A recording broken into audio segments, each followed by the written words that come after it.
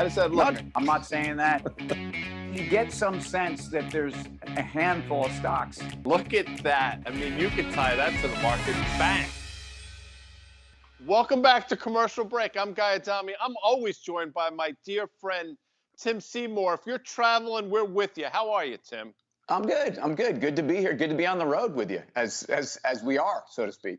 Isn't that like a Willie Nelson? Is that a Willie Nelson song? Not that I'm a big Willie Nelson guy, but On the Road Again, right? That's his thing. You know it is. It's impossible to not know that. And I think Willie's gone through a couple cycles. Willie's, first of all, with the cannabis legalization, he's look at what's going on with Willie's World. I said Willie's World as opposed to Wayne's World, which was also one of those movies, by the way. That, I never really got around that whole thing. I get the fact that they're in the Pacer, listening to Bohemian Rhapsody and this and that. But anyway, not my favorite. But here we are. We're on the road again.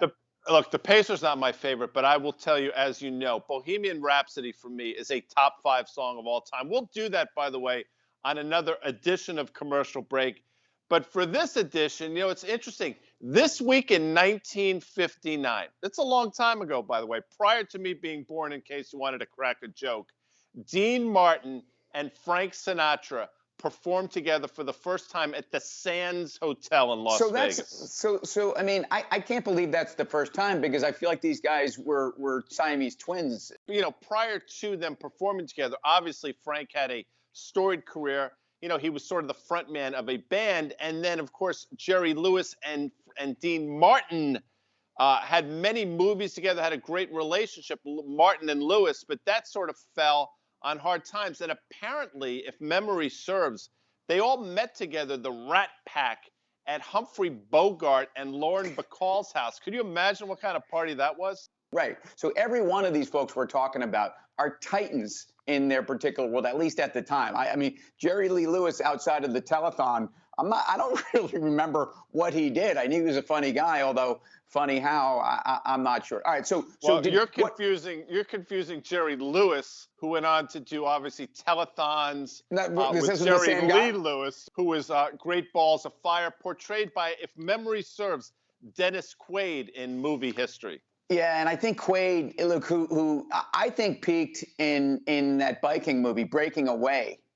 where I really bought him in that role, and of course he was the Gray Ghost also down at LSU, which was one of his better ones. And listen, the Rat Pack, obviously there've been movies made, books written, but I think Frank sort of ran that group. But Dean Martin was nicknamed the King of Cool, and I loved everything about Dean Martin. But then, of course, you have the following: Sammy Davis Jr., who was just an absolute genius.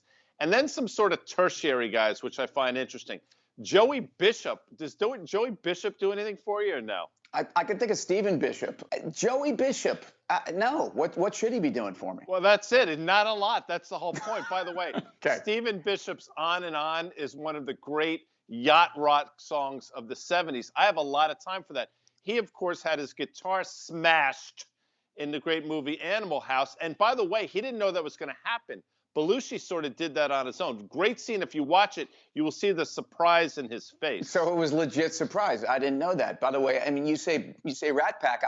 I kind of prefer the Brat Pack. I mean, and of the Brat Packers, the question really is, who was the king of the Brat Pack? I mean, you've got Rob Lowe, you've got Emilio Estevez, you've got Judd Hirsch, not Judd. No. Stop for a second. Judd Hirsch, of course, was in Taxi. I did that on purpose. No, I know you did. Judd Nelson, by the way. Ali Sheedy, Sure. Demi Moore. Was Sean Penn? Was Sean Penn a Brat Packer? No, Sean Penn was not tertiary? a Brat Packer. No, I think, maybe 3 times removed, like that cousin that lives in Arkansas. But no, I don't think he was a Brat Packer. Was Tom Cruise Brat Pack? No, I don't think he – listen, I can look it up on the Google machine, but I think there was a very distinct group of 5 in the Brat Pack and in the Rat Pack as well. I'm sure there are a lot of people that wanted to be part of it, but they failed to make the cut.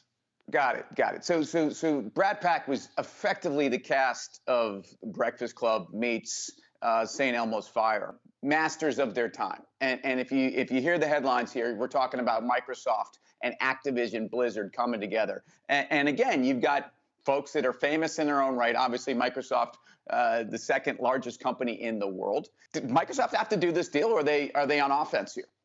I think they're playing a little offense. I'm thinking they needed to be more in this vertical, which, by the way, they're already in. It makes a lot of sense. By the way, both you and I have talked about deals of this magnitude happening for years now in terms of potentially Electronic Arts, Activision, Blizzard, all these names may be going to a Disney or a Microsoft or an Apple. So it's finally starting to happen. Will it move the needle for Microsoft? Not necessarily, but I think it helps them along. Microsoft's Xbox business is a billion-dollar business on its own, a multi-billion-dollar business on its own. And we've got an Xbox in the house. My kids play it. And if you think about where Microsoft has been committed to this world for a long time. So, look, I think Microsoft is clearly the kingmaker. By the way, they're getting Xbox on the cheap, even if there's a major premium built into this deal.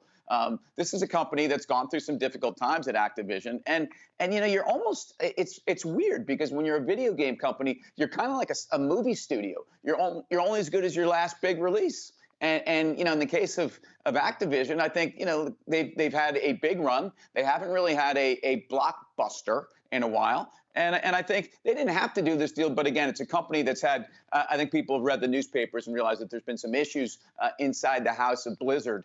And at times it's been a little stormy, if I may.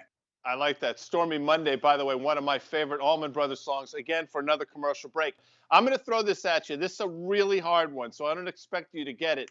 But we talked about Humphrey Bogart and Lauren Bacall earlier in this commercial break, and a great lyric from a song of Key Largo is "We had it all just like Bogey and Bacall." Can you tell me the singer-songwriter of Key Largo? That's a terrible, terrible song, and I obviously had to block it out from my memory. Give me a clue. Give me a clue. It's a really hard one. I mean, I don't have any good clues, but it is a great song.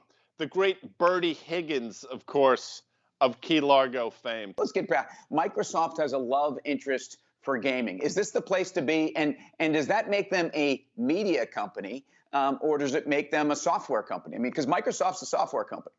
It's a software company, but listen, good for them for getting into the space anymore, a space that they've been in and getting in it in a more meaningful way. By the way, there's a $3 billion with a B breakup fee if this were to go south, as they say. I think Microsoft continues to push the envelope. I like this deal. Good for them. What does this do for Electronic Arts or Take-Two? Are they now in play? Absolutely. I think they've been in play for a while. I'm surprised nobody has stepped up yet. Maybe this opens, ready for it, Tim, the floodgates for more deals going forward. It may, although it's a bit of a Pandora's box because we think about engagement and we think about the cross-section of online sports betting. My idea of gaming, again, let's be clear, was Miss Pac-Man, asteroids, and not really Pong, but I'm trying to think, Galaga. Yeah. Galaga. No, Galaga. I mean, and listen, I think you opened Pandora's box here, which was, by the way, a 3-disc box set of Aerosmith's greatest hits. And on that note, Tim, I think we sort of get out of here. Yeah, right now, we toys in the attic for sure. We are about to be. But where are we typically found for people who are interested in box sets and late night TV and Ruth Buzzy? And traveling. If you're traveling, you're watching us, Tim Seymour, without question. We're everywhere. We're omnipresent, as they say. And I am Tim Seymour. You are Guy Adami, and we're commercial break, brother. See you soon.